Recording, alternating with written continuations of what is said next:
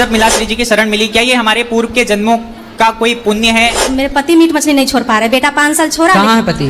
तुलसी की माला धारण करने के क्या नियम होते हैं? महाराज जी, हम जैसे पूजा करते हैं तो हमारा मन नहीं लगता है पूजा में। कल के अवतार जो होने वाला है, ये हो गया है कि नहीं हुआ है? कुछ भी कह दो, आप कह दो कि आप प्रधानमंत्री हैं, कह दो, कह देने से कोई पैसा तो लग नहीं रहा है। मन को शांत रखने के लिए क्या करना चाहिए? मेरे दिल में थी, मैं वही आश्रम में जाके सुनूं आपकी कथा। सुग्रीव और बाली सूर्य भगवान के और इंद्र के पुत्र हैं, बंदर क्यों हैं? कि हम केदारनाथ यात्रा करते हैं, उस दौरान लोग घोड़े पे बैठ के यात्रा करते हैं ताकि उनको आराम से ऊपर चढ़ सकते हैं। वो तकलीफ घोड़े को होती है, तो फिर वो उनका कर्म है या फिर उनको फल मिलेगा या उनको सजा मिलेगी? को सपने आते हैं, इसका क्या राज है? क्या रावण गद्दार जी था? मैं सतना टू केदारनाथ के लिए यात्रा कर रहा हूँ बाईसाइकिल।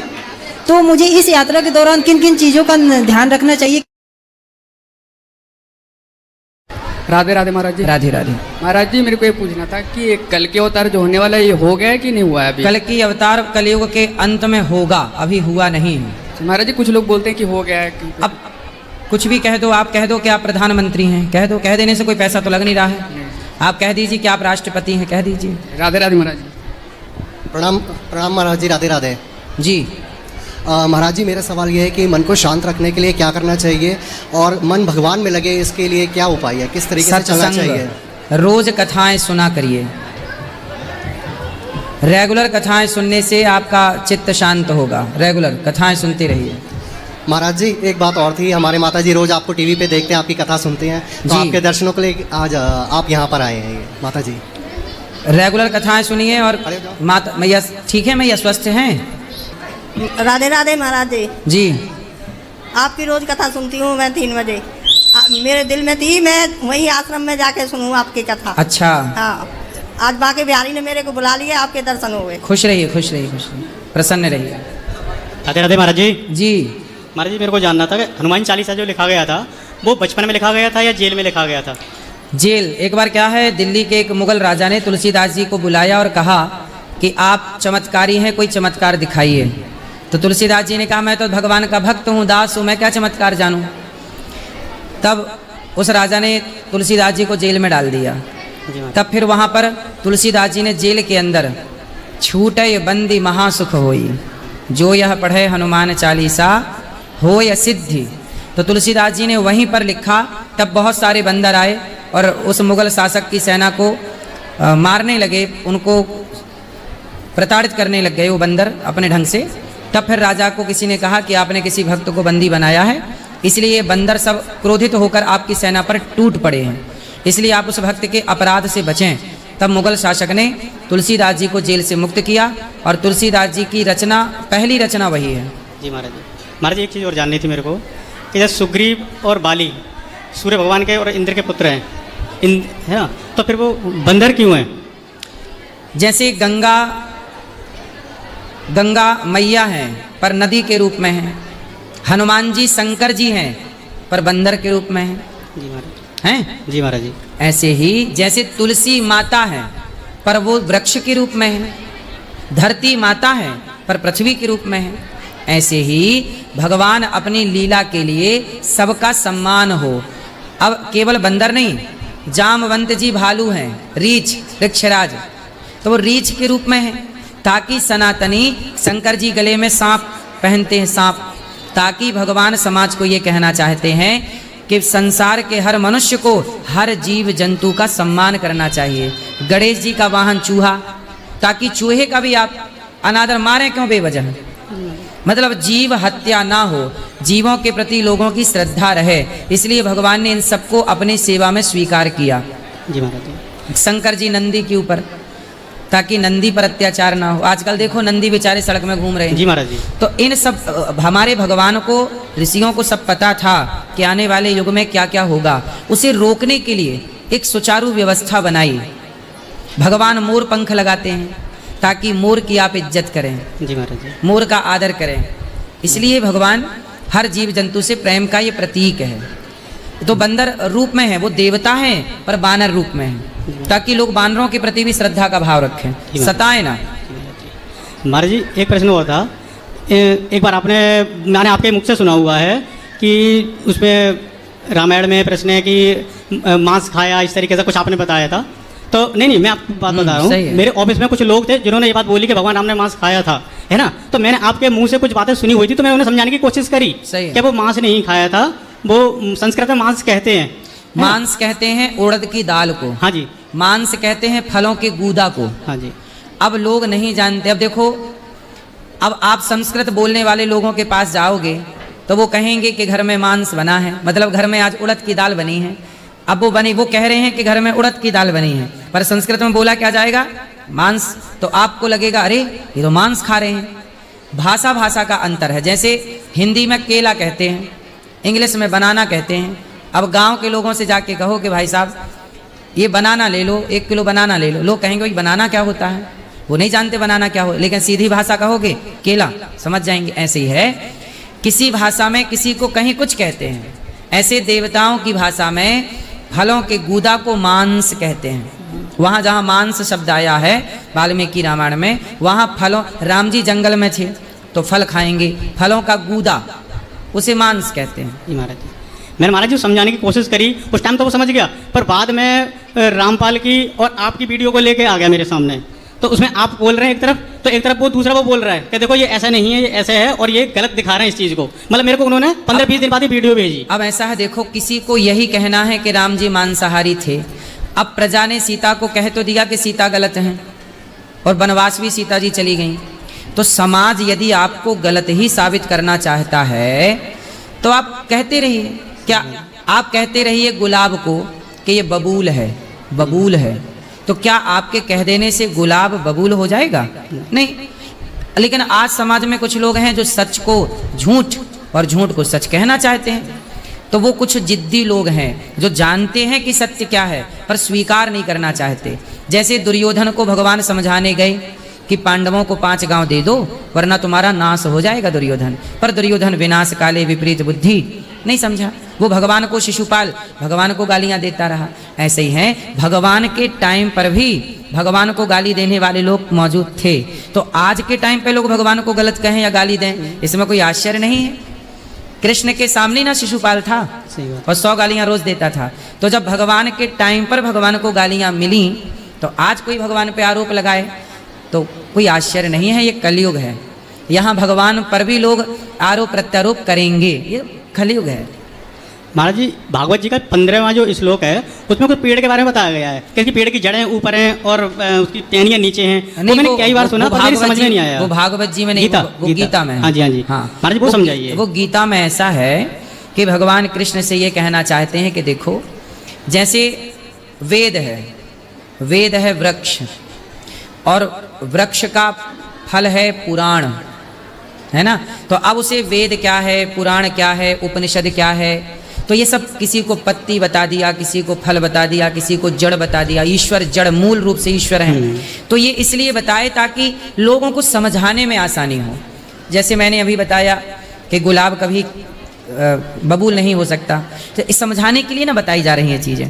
ऐसे वेद क्या है, वेद मूल है। क्या है? मूल। फिर वेदों के बाद पुराण, पुराण पका हुआ फल है। क्या है? आम का पेड़ आप चबाओगे तो स्वाद ना मिलेगा, लेकिन आम का फल खाओगे स्वाद मिलेगा। ऐसे वेदों में जल्दी समझ में नहीं आएगा, पर वेदों का पका हुआ फल सारम सारम समुद्रतम, पुराण समझ में आते हैं। वेद समझ में कम आते हैं, पुराण समझ में ज़्यादा आते हैं। क्योंकि समुद्र का पानी खारा है, पर वही खारा पानी जब सूर्य वाष्पीकरण करते हैं और बादल बनाते हैं, और बादल जब बरसते हैं तो वही खारा पानी मीठा होकर बरसता है। ऐसे ही सनातन का ज्ञान खारा है, लेकिन जब वह गुरु के द्वारा शिष्य तक पहुंचता है तो मीठा होके पहुंचता है। क्योंकि इसलिए तो गुरु परंपरा है, समझाने के लिए प्रभु ने ये सब बातें कही हैं। महाराज, नारायण कवच के बारे में मेरे को जानना था। मैं नारायण कवच लगभग पढ़ता हूँ एकादशी वाले दिन, पर मेरे ना वो समझ में कम आ पाता है। एक चीज़ ये है कि उसमें वो कहते हैं कि वो ऊपर से जा रहे थे, अपनी पत्नियों के साथ में जा रहे थे। उसमें एक लाइन आती है कि वो अपनी पत्नियों के साथ ऊपर जा रहे थे, तो उनको नीचे उन्होंने देखा, वो नीचे गिर पड़े। हाँ, मतलब ऐसा है ना कि वो काम के वशीभूत थे ऊपर, लेकिन जब नारायण कवच की शक्ति थी तो नारायण कवच की शक्ति के आगे उनका प्रभाव शून्य हो गया। मतलब कोई कितना भी तंत्र मंत्र आपके ऊपर करे, लेकिन आप यदि नारायण कवच का पाठ करते हैं, ओम हरिर्वेद ध्यान मम सर्वरक्षाम न्यस्तांग्री पद्मः पदगेंद्र पृष्ठे, तो आप पर किसी की कोई शक्ति काम नहीं करेगी। आप करते रहिए, तो वो शक्ति का वहाँ महिमा बताई है ना। महाराज जी इसमें मैंने सुना है कि विष्णु भगवान भागवत गीता पढ़ते हैं कि हिरण्यकश्यप कशाई विष्णु और इस तरीके की बताई भगवत गीता में, तो उसमें कई विष्णुओं का वो जिक्र क्यों हुआ है उसके अंदर? कई विष्णु है ना, कई शिव, कई ब्रह्मा, कई ब्रह्मा विष्णु महेश, कई कई हैं। ठीक है, ठीक है, राधे राधे। रेगुलर सत्संग करेंगे तब आएगा आपको। महाराज जी राधे राधे। हाँ जी। मेरा प्रश्न ये है कि हम केदारनाथ यात्रा करते हैं, उस दौरान बैठ जाओ।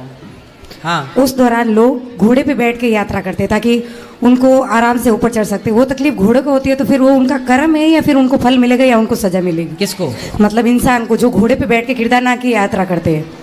तो आपके हिसाब से फिर झांसी की रानी को घोड़े पर नहीं बैठना चाहिए था? मैं ये नहीं बोली, वो झांसी की रानी की लड़ाई अलग थी, वो हमारे पक्ष में थी। अभी घोड़े ऐसा है कि घोड़ा ईश्वर का बनाया एक वाहन है। हाँ, अभी आपने बोला, लेकिन किसी को कष्ट नहीं होना चाहिए, ये बात सत्य है। सत्य है। परंतु घोड़ा, खच्चर, गधा ये बने ही, अच्छा जो लोग इनको रखते हैं हाँ। वो लोग समय से इनको खाना पीना दें, समय से इनकी केयर करें, समय से भोजन दें, जब जवान है तो काम कराएं, बुढ़ा हो जाए तो रिटायर कर दें। अब ये लोग क्या करते हैं, पैसों के लालच में बूढ़े बूढ़े घोड़ा और खच्चर को भी काम पे लगाए रहते हैं। बूढ़े को नहीं, जवान से काम लीजिए। यदि जवान घोड़ा है, जवान खच्चर है तो काम लीजिए, पर बुढ़ा हो गया समय से उसको खान पान दीजिए।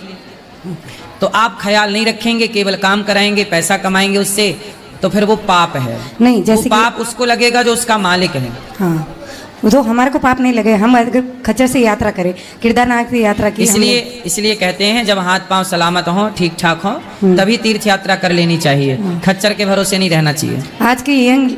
आज का जो भी जनरेशन है, यंग लोग है, वो भी खच्चर पे जा रहे, तो फिर अब वो गलत है। वो गलत है। हाँ, यही। अब वो जबरदस्ती गधे पे, एक गधा दूसरे गधे पे बैठ जाए, हाँ वही, तो वो कैसे सही है? हाँ, वो गधा ही है जिसके पांव ठीक ठाक है फिर भी बैठा है, तो वो गधे पे गधा है। ओके, राधे राधे जी। गुरु जी राधे राधे।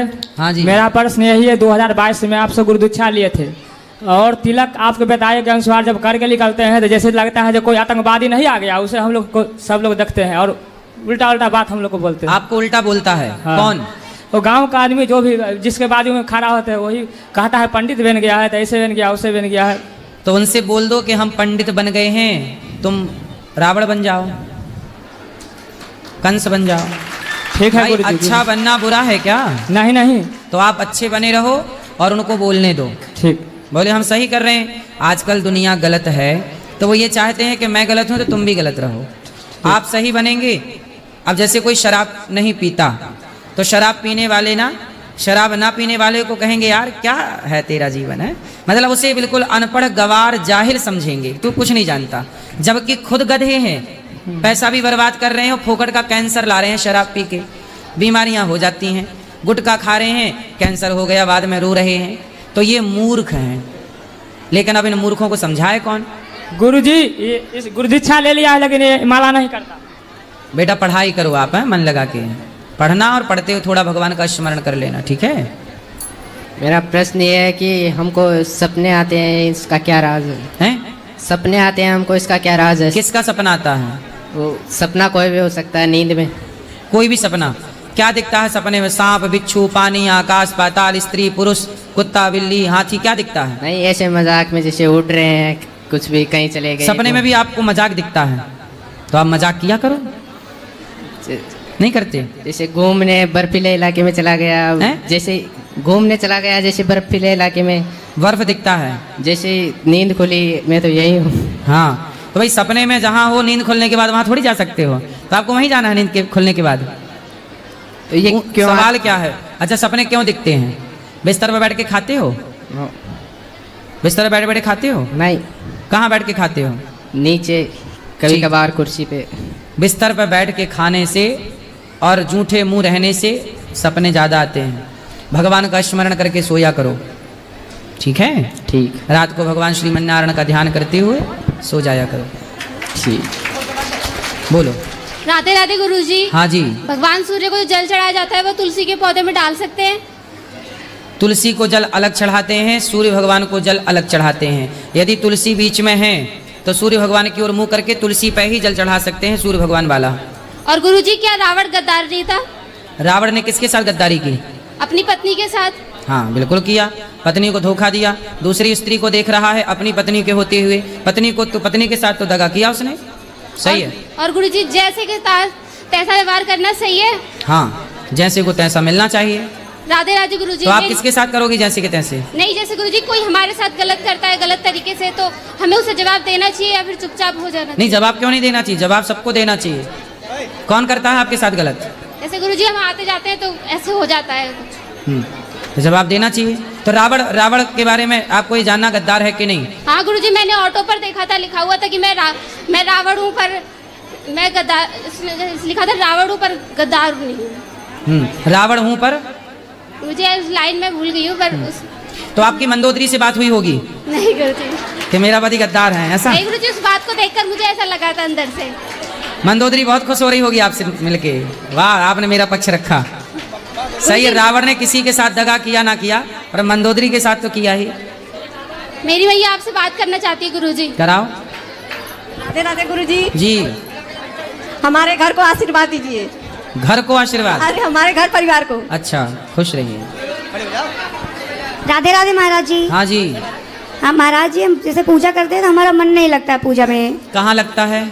बस इधर उधर के दिमाग में आता है, ये काम नहीं करे, बच्चों को किया कि नहीं किया, ऐसे कुछ होता रहता है। बच्चों को ध्यान दिया, स्कूल गए कि नहीं गए, तो बच्चों का ध्यान रखा करो। और जैसे मायके के बारे में कोई हादसा हो गया तो वही चीज बार बार दिमाग में आती रहती है। कहाँ हादसा हो गया? मायके में हादसा हो गया था, तो वही चीज दिमाग में आती रहती है। क्या हादसा हुआ? मतलब हमारी भाभी एक्सपायर हो गई थी, भैया भी एक्सपायर हो गए थे। क्यों? अचानक उनके मतलब 3-4 साल की गैपिंग में एक एक करके बीमारी से एक्सपायर हुए हैं, और एक लोग के सर में गांठ थी और ऐसे अचानक ही। चलो अब आप भगवान का चिंतन किया करो, ज्यादा सोचा ना करो, खुश रहिए। राधे राधे महाराज जी। ठीक है प्रभु नमस्कार। राधे राधे जी। मेरा ये सवाल है कि मैं सतना टू केदारनाथ के लिए यात्रा कर रहा हूँ बाईसाइकिल, तो मुझे इस यात्रा के दौरान किन किन चीज़ों का ध्यान रखना चाहिए, क्या नियम है, सही नियम क्या है, मैं ये जानकारी प्राप्त करना का नियम? यात्रा कर रहा हूँ मैं सतना टू केदारनाथ के लिए बाईसाइकिल, तो इस यात्रा के दौरान मुझे किन चीज़ों का विशेष ध्यान रखना चाहिए? ऐसा यात्रा कर रहे हैं, क्या उद्देश्य है आपका? उद्देश्य हमारा ये है कि अभी मैं जो युवा हैं जो बाहर से नहीं निकल पा रहे हैं घर से किसी कारणवश, जो यात्रा नहीं कर पा रहे हैं, काम में बिजी हैं काफ़ी ऐसा, तो उनके लिए ऐसा मैं एक यात्रा कर रहा हूँ ऐसा। तो आप काम करते हो? जी हाँ, ये सर। क्या काम करते हो? मैं कोरियोग्राफर हूँ, डांस टीचर भी हूँ। जी। तो आपने अभी काम छोड़ के यात्रा शुरू की है? जी नहीं, बिल्कुल, अभी क्या है कि स्कूलों की छुट्टियां चल रही हैं। 1 महीने की यात्रा? बिल्कुल बिल्कुल। सही है, अच्छा है। तो आप इस यात्रा के दौरान ज्यादा से ज्यादा भगवान का स्मरण कीजिए, नाम जप कीजिए जी। और यात्रा के दौरान आप संसार को देखते चलिए कि कैसा है संसार, कैसा है, भांति भांति के लोग हैं, भांति भांति के विचार हैं, फिर वो सारा ज्ञान अपने भीतर रखिए, फिर वही अपने क्षेत्र के लोगों को दीजिए, अपना अनुभव शेयर कीजिएगा जी। और ज़्यादा से ज़्यादा प्रभु का दर्शन, नाम, अच्छे काम, कोई दीन दुखी मिलता चला हेल्प करते चलिए। बिल्कुल बिल्कुल, बस यही है। ओके, राधे राधे। राधे राधे गुरुजी। हाँ जी। गुरुजी, मुझे ये जानना था कि जो तुलसी की माला धारण करने के क्या नियम होते हैं? तुलसी की माला धारण करने के नियम यही है, मांस ना खाया जाए, शराब ना पी जाए और धारण करके भगवान का स्मरण किया जाए। वो तो मैं नहीं करती गुरुजी, पर घर पे रहते हुए ऐसे। कौन? मैं। तो घर वाले करते हैं? नहीं, घर वाले नहीं, मैं खुद के बारे में पूछ रही हूँ। आप क्या करती हैं? मैं तो अभी बस नाम जप करती हूँ। ठीक है। और गुरुजी, जो ओरिजिनल तुलसी की माला होती है उसकी पहचान कैसे करें? तुलसी की माला देख की पहचान होगी बेटा, इसकी पहचान सांवली होती है तुलसी। अब ये तो देखो जौहरी ही हीरा की और सुनार सोने की पहचान करेगा तो जानकार होगा वही कर पाएगा। अब सांवली होती है बस, ये तुलसी में ज्यादा फिनिशिंग नहीं होती, जो ज्यादा चमक रही हो, ज्यादा फिनिश हो, समझ लेना वो तुलसी नहीं है। जो गोरी है वो तुलसी नहीं है, जो सांवली है थोड़ा फिनिशिंग कम आएगी वो तुलसी है। तुलसी में बहुत फिनिशिंग नहीं आती। तो गुरुजी, यहाँ वृंदावन में जैसे कई दुकानों में मिलते हैं तुलसी की माला, तो हम ले सकते कहीं से? हाँ मिल जाएगी, मिल जाएगी, यहीं मिल जाएगी आपको। ठीक है गुरुजी। राधे राधे। राधे राधे। महाराज जी जय श्री राम। जय श्री राम। राधे राधे। मेरा एक प्रश्न था, जब हम कोई भी सामान दान कर देते हैं, जैसे भूमि दान या अपना घर दान, गृह दान, जो सार्वजनिक कामों के लिए, मंदिर के लिए या समाज सेवा के लिए, तो क्या उस मंदिरों पे अपना नाम या निजी शब्द लिखना जरूरी है कि मेरे निजी वंशजों द्वारा या मेरे निजी? देखो, दान जब करो तो ऐसा करो कि एक हाथ से करो, दूसरे को पता ना लगे जी, भूल जाओ जी। लेकिन अब कुछ लोग हैं कि चलो जी हमारा नाम लिख जाएगा तो पता रहेगा कि इन्होंने इस मंदिर का निर्माण कराया, वो भी सही है। आपने यदि दान किया, जैसे आपने किसी को भोजन करा दिया जी। और आपने सबको बताया कि आज मैंने भोजन कराया, तो आप जब बताओगे तो दूसरा भी आपसे प्रेरित होकर वह भी दान करेगा। तो अब बताना भी जरूरी इसलिए होता है क्योंकि बताने से दूसरा प्रेरित होता है। तो समाज को प्रेरणा मिले इस भाव से बता सकते हैं। मैंने किया इस घमंड से मत बताइए, भगवान ने मेरे से ये काम करवाया इस भाव से बताइए, ताकि समाज भी प्रेरित हो। जैसे आज आपने गायों की सेवा की जी, तो आप बताइए कि आज मैंने गायों की सेवा की, तो आपके अड़ोस पड़ोस के लोग वो सोचेंगे यार मैं भी करूं, तो उनके अंदर भी गाय के प्रति भाव जागेगा। तो ये भावना समाज में ये भावना जगाने के उद्देश्य से करें तो सही है। हाँ। लेकिन अगर हम एक दिखाने के उद्देश्य से कि मैंने किया तो फिर घमंड है। हाँ, वो गलत है। पर ये भाव है कि सब लोग करें अच्छे काम। अब जैसे ये दास अनिरुद्ध, मैं माताओं के पांव दबाता हूँ जी, और पांव दबा करके वो वीडियो मैं टीवी पर सबको दिखाता हूँ, ताकि मैं जब पांव दबाऊं तो आपके घर में बैठा आपका बच्चा भी आपके पांव पकड़ के बैठ जाए। वो एक समाज की प्रेरणा है कि मैं पांव दबाऊंगा तो हर बेटा अपने माँ के पांव दबाएगा कि अनिरुद्धाचार्य पांव दबा रहे हैं, जबकि ये इनकी माँ नहीं है, जबकि हमारा उन माँ से कोई खून का रिश्ता नहीं है, धर्म का रिश्ता है। लेकिन हम यदि पांव दबा रहे हैं तो आप अपने सगे बेटा हो तो अपने माँ के पांव दबाओ। तो क्या है, ये प्रेरणा है। इस भाव से मैं करता हूँ कि भाई मैं करूँगा तुम भी करो। कुछ काम ऐसे होते हैं समाज को जगाने के लिए। जी महाराज। राधे राधे महाराज जी। जी, मेरा एक प्रश्न है महाराज जी कि हम सभी श्री सत्यनारायण भगवान की कथा को श्रवण करते हैं। सही है। जिसमें कि 5 कथाएं आती हैं। अंत में राजा तुंगध्वज की कथा आती है, फिर उनकी अगले जन्म की कथा रहती है जिसमें वो स्वयं भू मनु बनते हैं, जिनसे सृष्टि की रचना होती है। तो सृष्टि की रचना स्वयं भू मनु से हुई है, तो जिनकी पहले कथाएं आती हैं तो क्या वो सृष्टि से पहले आ गए या फिर रचना पहले हो गई? अच्छा ये बताओ, सृष्टि कितने बार बनी और कितने बार बिगड़ी? ये तो कालक्रम चलता रहता है, सतयुग द्वापर त्रेता, ये तो चलता रहता है। कितनी बार प्रलय हो गया, जी जी, फिर सृष्टि हो गई, जी, फिर प्रलय हो गया, जी, फिर सृष्टि हो गई, फिर प्रलय। ऐसे ही हर सृष्टि के मनु अलग अलग हैं। जी, हर सृष्टि के मनु अलग। अब जैसे दशरथ कौशल्या, जी, ये भी पिछले जन्म में मनु शत्रुपा थे। जी जी। देवकी वसुदेव, यह भी पिछले जन्म में मनु शत्रुपा थे। तो अलग अलग कल्पों की कथा है। जी। वैवस्वत मनवंतर में अलग मनु शत्रुपा, उस मनवंतर के अलग। तो मनु शत्रुपा जो सृष्टि की प्रथम श्रेणी में है, वो मनु और शत्रुपा ब्रह्मा जी से प्रकट होते हैं। जी जी। ब्रह्मा जी के शरीर के एक अंग से मनु और दूसरे अंग से शत्रुपा। तो जब जब प्रलय काल आता है तो फिर मनु शत्रुपा प्रकट होंगे, फिर चलेगा, फिर करोड़ों साल बाद फिर प्रलय होगा।